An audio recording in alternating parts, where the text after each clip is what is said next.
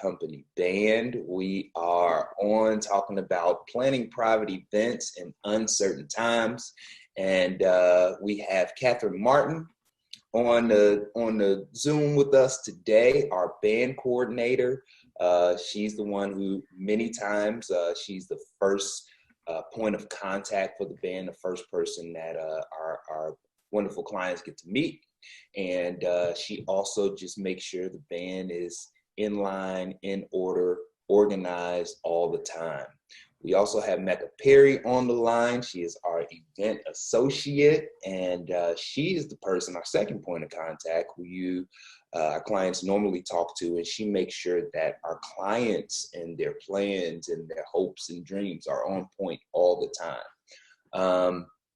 I basically make sure that the music is on point and that the production is on point, the sound and the lights, and just oversee general day-to-day operations. And so we just want to talk to y'all today about, wanted to get Kat and Mecca on the line and talk to you all about these uncertainties that we're in it. You know, we might as well talk about it. These are uncertain times, and folks are still planning events. But, you know, so Mecca, you've probably been the closest to this situation. And, you know, I know that we've had several events that have either been canceled or postponed. What kind of issues or problems do you see our current clients running into during this season right now? I mean, in regards to the company band, I would say, you know, if you had your wedding set for the end of March or April, and then you set it for the summer, and then there's still the restrictions that we have this summer, the only problems that I could foresee is, you know, secondly, trying to move the date back, push it back, perhaps not being able to align all of your vendors to the same date. Mm-hmm. That's an issue. Sometimes you can't get the venue on the date that you have to change it back to. Perhaps if you've got laid off or anticipated some type of income that may now be limited, that can play a role in an issue that our clients can run into. But it's a lot of coordination. You know, they have to work with, you know, 5+ vendors to all coordinate on a date that wasn't originally planned for. Right. It was everything was already set. Yep. Okay. So let's just talk about that vendors in sync thing for a minute. We've worked with probably hundreds of vendors at this time, and sometimes we luck up and have really cool dream teams that come together between like the band, entertainment, the caterers, the event planner, the venue. Like what happens when someone has already lined these people up for their date, and now it's like, you know, you got 5 vendors that you really wanted, and 4 out of the 5 can settle on a new date, and that 5th can't. Yeah, I mean, and that happened a lot. I had emails this morning from a client that all her vendors can't participate on the date that she chose as her second date. So she's in a position of possibly losing deposits. You know, with that, the hope is for everybody to be able to work together on this new date. If it's not, then, you know, you hope that your vendor will say, hey, we may not be able to use your deposit. You may not be able to get a refund, but this is how you can use it in the future. That's the only thing that I can really think of, like off the top of the head, so no one feels like they're losing. Because for a vendor, the deposit is not necessarily a fee that's being held. There's action items that have to happen prior to that vendor actually arriving to your event. So the hope is that vendor, even if they can't be a part of your new date, then they'll, you know, try to make a negotiation with them to be able to use that amount of money in some other factor. And maybe it's not going to be a private event. Maybe it's not going to be your wedding day. Maybe it's a birthday celebration because your caterer says, hey, we can't make it, but we can do a small birthday dinner, or, you know, just kind of get creative on ways that you can use it, and just kind of like just packing your patience and going with the flow with it. Cause there's so many uncertainties at this point. Yeah. Yeah. Something that I just wanted to piggyback on what Mecca said. I think the bottom line is to just be flexible, because we've had situations where I know that we have people who are very emotionally connected to their wedding days, and we really want everything to be perfect. But I really think that for some of us, unfortunately, that perfect ship has sailed with the circumstances that we have. So I think that being flexible is probably going to guarantee you your best experience going forward, whether that's with maybe having your event on a Friday or having your event on a Sunday. Maybe you originally pictured it on a Saturday. But I can tell you right now that our Saturdays out towards the end of the year are pretty booked up, considering. And so if you want availability, maybe what we need to do is think about some other days of the week that it might be possible. I just think that maybe being flexible and thinking outside of the box can get you closer to perfection than what you may have in mind at this current moment.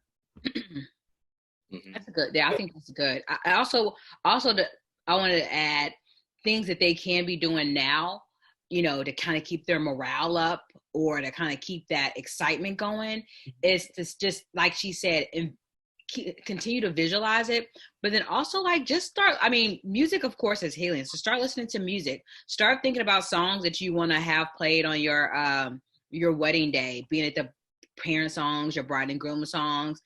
Practice a dance to it. I'm not saying that you got to come up with some kind of, professional choreographic dance, but just start visualizing what that day looks like in your head with songs.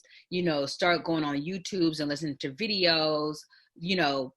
Reach out to vendors or go on their websites to see kind of what they've done in the past. Just kind of like still get yourself excited about it. And outside of just, your wedding day, this time that we've been granted, maybe it's the spring cleaning that you've been meaning to do. Maybe it's the book that you've been meaning to read. Maybe it's a show that you've been meaning to watch, or a documentary. I mean, I know it's something that's kind of forced upon us, but I'd rather for us to like take control of that time and use it for our own good, and not feel like we've been stuck and put in some type of time out. Let's take back that control and power and use that time that's gonna like enhance or enrich yourself. Mm-hmm. That's just my 2 cents. Cool. So okay, so then we have another side of this.